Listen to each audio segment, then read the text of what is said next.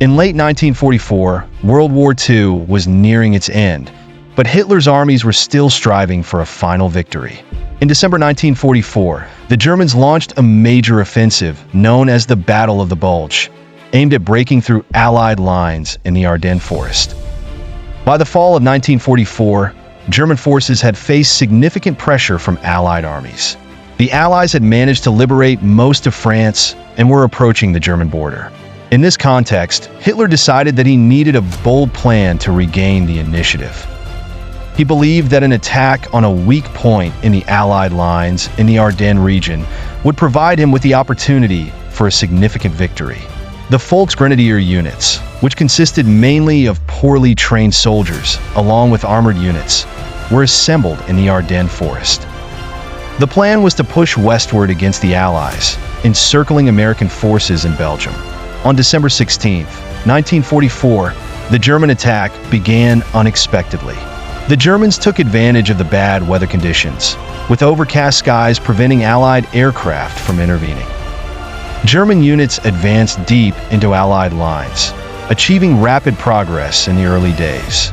American soldiers, caught off guard, faced difficulties countering the attack. The Volksgrenadier were winning successive victories, managing to capture several villages and strategic locations. Despite the German advances, the Americans did not surrender. Although they were surprised, American forces quickly organized their defenses.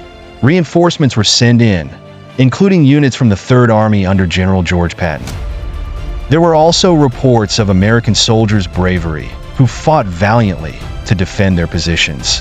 One of the most notable events during the battle took place in the town of Bastogne, where German forces besieged the town. The American general was ordered to withdraw, but he decided to fight. In the midst of the battle, he sent a message to the Germans saying, "We are surrounded, but we will not surrender."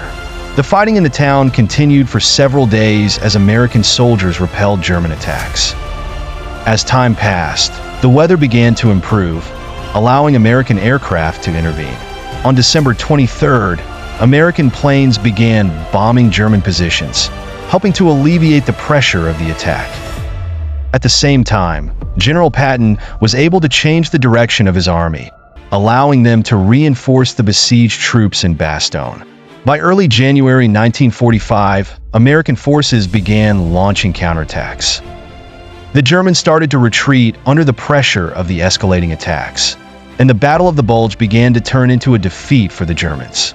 On January 25th, the battle was declared over, with the Volksgrenadier retreating. The Battle of the Bulge was one of the largest battles the Germans fought in the war.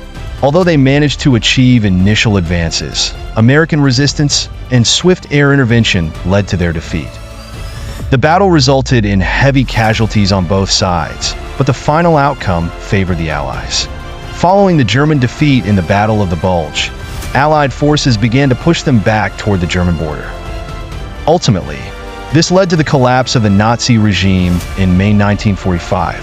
Throughout this battle, soldiers from both sides displayed incredible courage and bravery, and it was a harrowing experience that reminded everyone of the sacrifices made for the sake of freedom. Over time, the Battle of the Bulge became a symbol of determination and sacrifice, significantly influencing the course of World War II.